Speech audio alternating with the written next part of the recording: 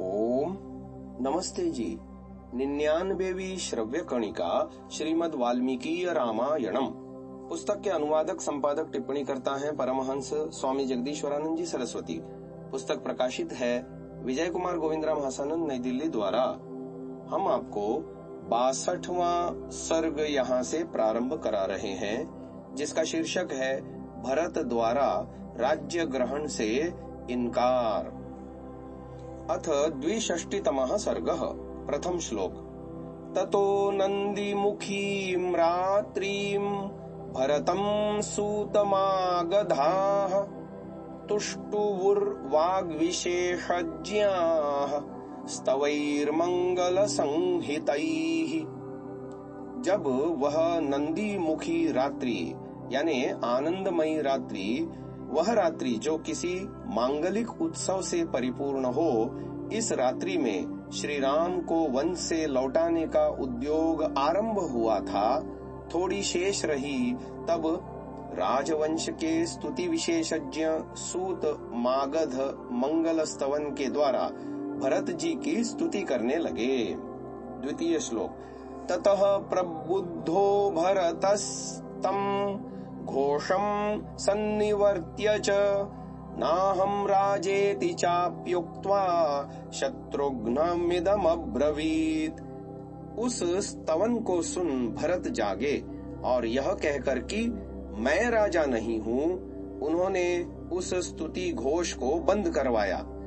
फिर वे शत्रुघ्न से बोले। तृतीय श्लोक। पश्य शत्रुघ्न कैकेय्या लोकस्यापकृतं महत् विसृज्य मयि दुःखानि राजा दशरथो गतः। हे शत्रुघ्न, देखो कैकेयी ने संसार का कैसा भीषण अपकार किया है और महाराज दशरथ भी मुझ पर महान दुखों का भार छोड़कर स्वर्गवासी हो गए। चतुर्थ श्लोक। तस्यैषा धर्मराजस्य धर्ममूला महात्मनः परिभ्रमति राजश्रीर्नौरिवा कर्णिका जले। उन महात्मा धर्मराज की यह धर्ममूलक राज लक्ष्मी इस समय जल में नाविक विहीन नौका के समान इधर उधर मारी मारी फिर रही है। पांचवा श्लोक। यो हि नः सुमहान्नाथः सोऽपि प्रव्राजितो वनम् अनया धर्ममुत्सृज्य मात्रा मे राघवः स्वयं। जो मेरे श्रेष्ठ रक्षक और अवलंब राम थे, धर्म का त्याग करने वाली इस माता कैकेयी ने उस रघुकुल भूषण को वन में भिजवा दिया। छठा श्लोक। तथा तस्मिन् विलपति वसिष्ठो राजधर्मवित् सभामिक्ष्वाकुनाथस्य प्रविवेश महायशाः। इधर भरत जी इस प्रकार विलाप कर रहे थे, उधर राजधर्म के ज्ञाता महामुनि वशिष्ठ ने महाराज दशरथ के सभा भवन में प्रवेश किया। सातवां श्लोक। स कांचनमयं पीठं परार्घ्यास्तरणावृतम् अध्यास्त सर्ववेदज्ञो दूताननुशशास च। वेदज्ञ महामुनि वशिष्ठ गुदगुदे आसन से युक्त एक स्वर्णमय सिंहासन पर जा बैठे और दूतों को आदेश दिया। आठवां श्लोक। ब्राह्मणान् क्षत्रियान् वैश्यान् नामात्यान् गणवल्लभान् क्षिप्रमानयता व्यग्राः कृत्यमात्ययिकं हिनः। तुम लोग बहुत शीघ्र ब्राह्मणों, क्षत्रियों, वैश्यों, राजभक्त मंत्रियों और सेनापतियों को बुला लाओ, क्योंकि एक अत्यंत आवश्यक कार्य करना है। नौवां श्लोक।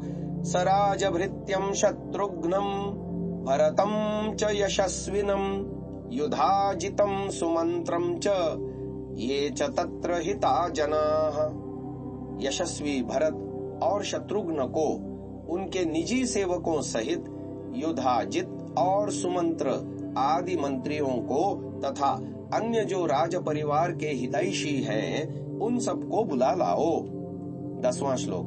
ततो हलहला शब्दः सुमहान् समपद्यत रथैरश्वैर्गजैश्चापि जनानामुपगच्छताम्। कुछ ही देर में दूतों द्वारा बुलाए गए लोग रथों, घोड़ों और हाथियों पर सवार होकर आने लगे। उस समय महान कोलाहल पूर्ण शब्द हुआ। 11वां श्लोक। ततो भरतमायान्तम् शतक्रतुमिवारमराः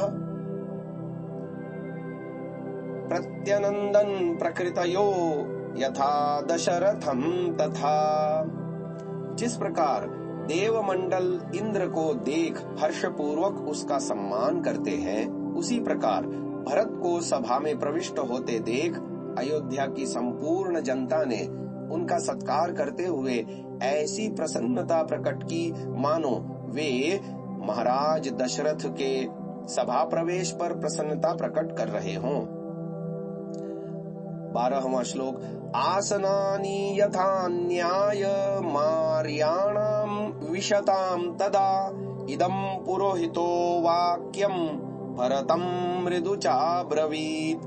जब वे श्रेष्ठ लोग यथा योग्य अपने अपने आसनों पर बैठ गए, तब राज पुरोहित वशिष्ठ जी ने ये मधुर वचन कहे। 13वां श्लोक। तात राजा दशरथः स्वर्गतो धर्ममाचरन् धनधान्यवतीं स्फीतां प्रदाय पृथिवीं तव। हे तात भरत, धर्माचरण करते हुए महाराज दशरथ धन धान्य युक्त और समृद्धशालिनी पृथ्वी का राज्य तुम्हें देकर स्वर्गवासी हो गए हैं। 14वां श्लोक। रामस्तथा सत्यधृतिः सतां धर्ममनुस्मरन् नाजहात् पितुरादेशं शशि ज्योत्स्नामिवोदितः। सत्यव्रतधारी राम ने सज्जनों के पथ का अनुसरण करते हुए पितृवचन पालन रूपी धर्म का त्याग वैसे ही नहीं किया जैसे चंद्रमा अपनी चांदनी का त्याग नहीं करता। 15वां श्लोक। पित्रा भ्रात्रा च ते दत्तम राज्यं निहत कंटकम तद्भुंक्ष्व मुदितामात्यः क्षिप्रमेवाभिषेचय। पिता और भाई द्वारा प्रदत्त इस निष्कंटक राज्य का तुम भोग करो और मंत्रिमंडल को प्रसन्न करते हुए शीघ्र ही अपना राज्याभिषेक कराओ। 16वां श्लोक। तच्छ्रुत्वा भरतो वाक्यं शोकेनाभिपरिप्लुतः जगाम मनसा रामं धर्मज्ञो धर्मकांक्षया। गुरु वशिष्ठ के ये वचन सुन धर्मात्मा भरत बहुत दुखी हुए। अपनी कुल परंपरा अर्थात ज्येष्ठ राजकुमार ही राजा होता है, इसको जानने वाले भरत जी ने अपने कर्तव्य निश्चय की आकांक्षा से अपने अग्रज श्री राम का स्मरण किया। 17वां श्लोक। सबाष्प कलया वाचा कलहं स्वरो युवा विललाप सभा मध्ये जगर्हे च पुरोहितम। उस समय तरुण भरत कलहंस स्वर के समान घर घर शब्दों में विलाप करने लगे और सभा में वशिष्ठ जी की इन बातों की निंदा करने लगे। 18वां श्लोक। चरित ब्रह्मचर्यस्य विद्यास्नातस्य धीमतः धर्मे प्रयतमानस्य को राज्यं मद्विधो हरेत। भरत जी ने कहा, ब्रह्मचर्य पूर्वक सांगोपांग वेद का अध्ययन कर स्नातक पद प्राप्त तथा धर्मानुकूल आचरण करने वाले बुद्धि के अगाध सागर श्री राम के राज्य को मेरे जैसा शास्त्र के मत को जानने वाला कैसे छीन सकता है भला। 19वां श्लोक। अनार्यजुष्टमस्वर्ग्यं कुर्यां पापमहं यदि इक्ष्वाकूणामहं लोके भवेयं कुलपांसनः। आपके कथनानुसार यदि मैं इस राज्य को ग्रहण कर अनार्यों से सेवित और सुख शांति से वंचित करने वाले महापातक को करूं तो मैं इक्ष्वाकु कुल की धवल कीर्ति को कलंकित करने वाला कुल दूषक समझा जाऊंगा। 20वां श्लोक। तद्वाक्यम धर्म संयुक्तम श्रुत्वा सर्वे सभासदः हर्षान् मुमुचुरश्रूणि रामे निहित चेतसः। भरत के इस धर्मानुकूल वचन को सुनकर राम से प्रेम करने वाले जितने सभासद वहां उपस्थित थे उनकी आंखों में आनंद के आंसू बहने लगे। 21वां श्लोक। सर्वोपायं च वर्तिष्ये विनिवर्तयितुं वनात् यदि त्वार्यं न शक्ष्यामि वने तत्रैव वत्स्यामि।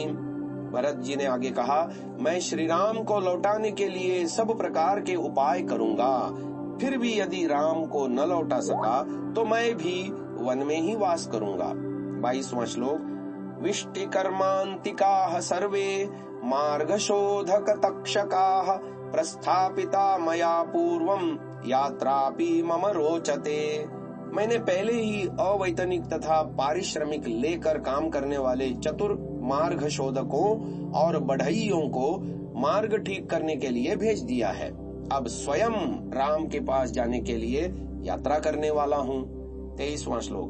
एवं मुक्त्वा तु धर्मात्मा भरतो भ्रातृवत्सलः समीपस्थमुवाचेदं सुमंत्रम मंत्र कोविदम्। ऐसा कहकर भ्रातृवत्सल एवं धर्मात्मा भरत ने सम्मति देने वालों में श्रेष्ठ पास ही बैठे हुए सुमंत्र से यह कहा।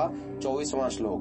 तूर्णमुत्थाय गच्छत्वं सुमंत्र मम शासनात् यात्रामाज्ञापय क्षिप्रं बलं चैव समानय। हे सुमंत्र, मेरी आज्ञा से तुम शीघ्र यहाँ से जाओ और सारे नगर में मेरी यात्रा की घोषणा कर दो और सेना को भी चलने का आदेश दो। अंतिम 25वां श्लोक। एवं मुक्तः सुमंत्रस्तु भरतेन महात्मना प्रहृष्टः सोदिशत् सर्वं तथा संदिष्टमिष्टवत्। महात्मा भरत की आज्ञा पा सुमंत्र ने प्रसन्न हो यथा निर्देश सभी कार्य कर दिए। यहीं पर 62वां सर्ग समाप्त होता है। श्रव्य कणिका को भी विराम देते हैं।